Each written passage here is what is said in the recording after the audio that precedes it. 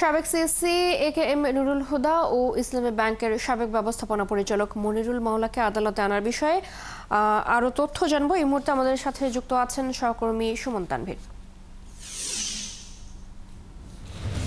তানভীর, নুরুল হুদা মনিরুল মাওলাকে আদালতে তোলার বিষয়ে সবশেষ কি তথ্য আছে আপনার কাছে, এবং এছাড়া আজ কি আর কাউকে আদালতে আনা হবে কিনা সব মিলে একটু জানাবেন।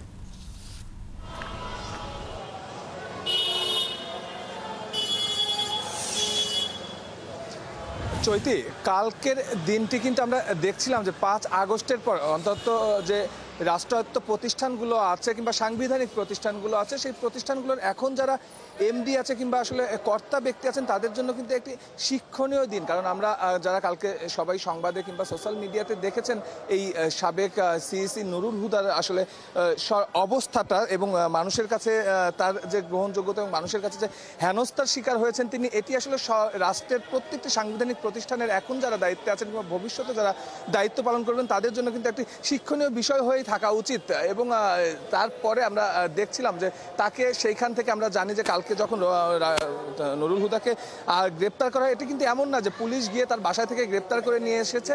সেখানকার সাধারণ জনগণ এবং বিএনপি সহ সমমনা কিছু রাজনৈতিক দলের নেতাকর্মীরা কিন্তু তার বাসায় গিয়ে তাকে ধরে নিয়ে থানায় সোপর্দ করেছে, উত্তরা পশ্চিম থানা, এবং সেখান থেকে তিনি এখন ডিবি কার্যালয়ে আছে। অর্থাৎ কালকে রাত্রে থেকেই তিনি ডিবি কার্যালয়ে রয়েছেন এবং ডিবি যারা অফিসার আছেন তাদের সঙ্গে আমরা কথা বলছিলাম, তারা বলছিলেন যে আসলে তাকে প্রাথমিকভাবে জিজ্ঞাসাবাদ করা হয়েছে। যদিও আমরা জানি যে শেরেবাংলা নগর থানায় গতকাল দুপুরে বিএনপির পক্ষ থেকে একটি মামলা করা হয়। এই মামলার বিষয়টি কিন্তু অনেকদিন পরেই আসলে বলা যায়, কারণ ৫ আগস্টের পর শেখ হাসিনা সরকারকে টিকিয়ে রাখার জন্য আসলে যারা কাজ করছিলেন, যারা তার পেছন থেকেও সহযোগিতা করছিলেন, তাদের অনেককেই আমরা গ্রেপ্তার করতে দেখছিলাম। কিন্তু আসলে যারা এই নির্বাচন আয়োজনে, অর্থাৎ অন্তত ৩টি নির্বাচন যদি বলি, দশম, একাদশ এবং দ্বাদশ নির্বাচনের যারা আসলে প্রধান রূপকার ছিলেন তাদের বিষয়ে কিন্তু আসলে সেরকম কোনো সিদ্ধান্ত নেওয়া হচ্ছে না। অবশেষে আমরা দেখছিলাম যে গতকাল দুপুরে গিয়ে এই ৩ নির্বাচন কমিশনারের নাম সহ বেশ কয়েকজনের নাম উল্লেখ করে যেখানে শেখ হাসিনাকেও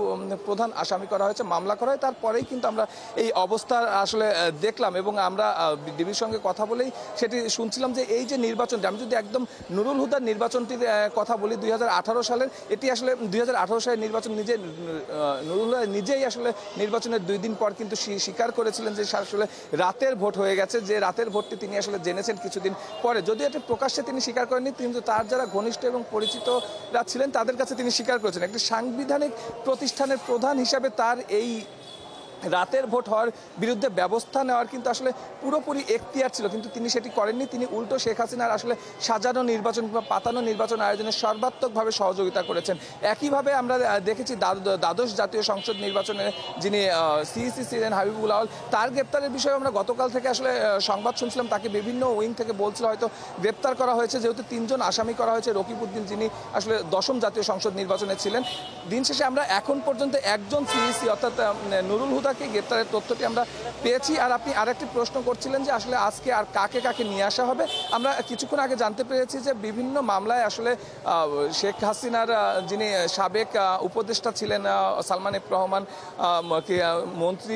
মন্ত্রী কয়েকজন মন্ত্রী সহ মোট 5 জনকে কিছুক্ষণ আগে আসলে নিয়ে আসা হয়েছে, তাদের গারদখানায় নিয়ে আসা হয়েছে। তারা আসলে রেগুলারই আমরা দেখছি যে গ্রেপ্তারের পর থেকে তাদের নিয়ে আসা হয় এবং বিভিন্ন মামলায় তাদের গ্রেপ্তার দেখিয়ে রিমান্ড চাওয়া হয়। আজকে আসলে তাদের কোন মামলায় গ্রেপ্তার দেখানো হবে কিংবা তাদের রিমান্ড চাওয়া হবে কিনা এই বিষয়টি কিন্তু এখনো নিশ্চিত নয়। আর রকিব উদ্দিনের বিষয়টি কিংবা যে ইসলামী ব্যাংকের যে সাবেক এমডির কথা বলছিলেন তার বিষয়গুলো কিন্তু আপনি সংবাদেই বলছিলেন যে ইসলামী ব্যাংক সাবেক এমডিকে দুদকের মামলায় গ্রেপ্তার করা হয়েছে, নুরুল হুদাকে শেরেবাংলা নগর থানার একটি মামলায় গ্রেপ্তার করা হয়েছে। তবে তাদেরকে কয়দিন রিমান্ড চাওয়া হবে এবং এখানে কখন নিয়ে আসা হবে সেই বিষয়টি এখনও নিশ্চিত করে নাই। আমি এই নিয়ে কিছুক্ষণ আগেই ডিবির সঙ্গে কথা বলছিলাম, তারা বলছিলেন যে মামলাটি যেহেতু শেরেবাংলা নগর থানা এবং একটি দুদকের মামলা, তাদের নিরাপত্তার স্বার্থে মিন্টু রোডের ডিবি কার্যালয়ে তাদের রাখা হয়েছে, কিন্তু এই বিষয়গুলো তারা আসলে এখনো নিশ্চিত না। ওই থানার থেকে যারা দায়িত্বপ্রাপ্ত আছেন তদন্ত কর্মকর্তারা, তারা যাবেন, যাওয়ার পর তাদেরকে নিয়ে কোর্টে আসবেন এবং তখন আসলে আমরা জানতে পারবো আসলে